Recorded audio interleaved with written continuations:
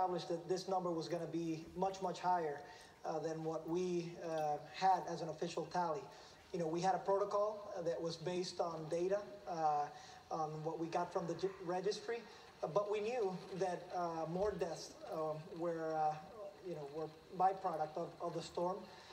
And as a matter of fact, we had commissioned George Washington University to do an epidemiological study so that we can narrow down not only how many deaths, but also what we could do towards the future to prevent them.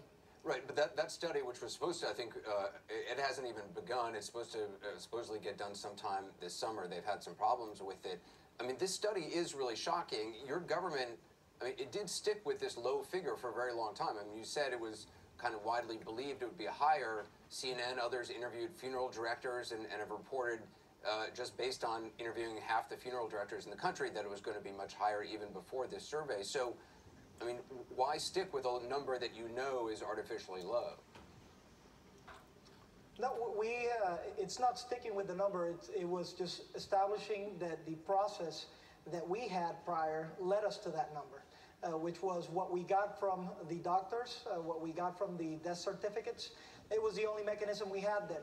This study by Harvard is a welcome addition to our analysis. It is a household surveys analysis, and I think in conjunction with the analysis that has already started with George Washington University, we'll get a better gauge not only of the final death tally, but also of how we can prepare better, how we can avoid some of the events that occurred on these massive catastrophic events, and that it not only applies to Puerto Rico, but to everywhere else in the nation. Right, but it just seems a massive failure of the government's ability on the island to actually account for the death. I mean, the survey was done for like $50,000. They basically had researchers from Harvard, from universities in Puerto Rico, go around, interview households, and just ask them about who's died in their family, things like that. You say you welcome the survey. According to the researchers, officials from your government, from Puerto Rico, refused to provide them basic data, that they refused to make public basic mortality statistics. Why is that?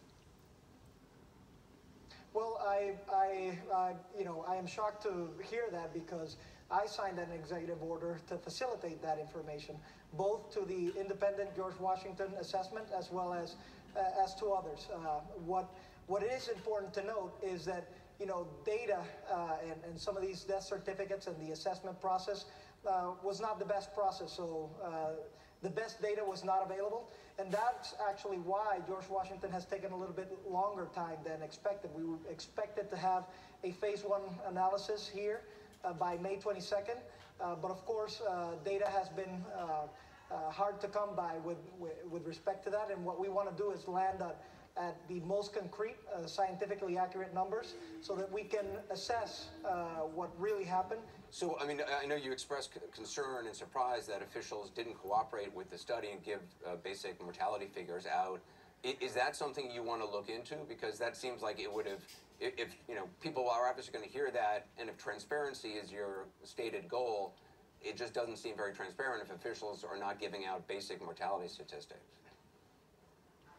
Right. Well, we need to look into if it's in fact that they didn't want to give it out, or that the data has just been really hard to come by. It's been really chopped up data. So I will certainly look into it. There's no doubt about it. And our goal, Anderson, again, is to make sure that everybody is accounted for, that all of the families have closure within this process, and that for the people of Puerto Rico, which have gone through a catastrophic event unlike any other in recent modern history of the United States, that we can guarantee that if we face another event like this, we will certainly be better prepared, and that we could serve as a model for other jurisdictions in the United States should another catastrophe like this. I know you say the data, is just sort of hard to come by, but I mean the researchers are saying categorically that officials from your government refuse to provide them with data that does exist.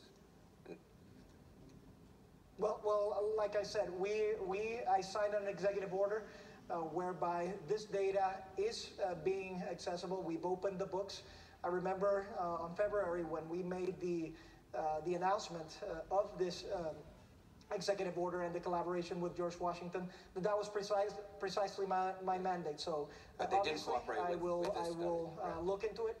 Right. So let me ask you. Well, I will certainly look into it, and if it's true, Anderson, you know, there will be hell to pay, because I really want this to be very transparent.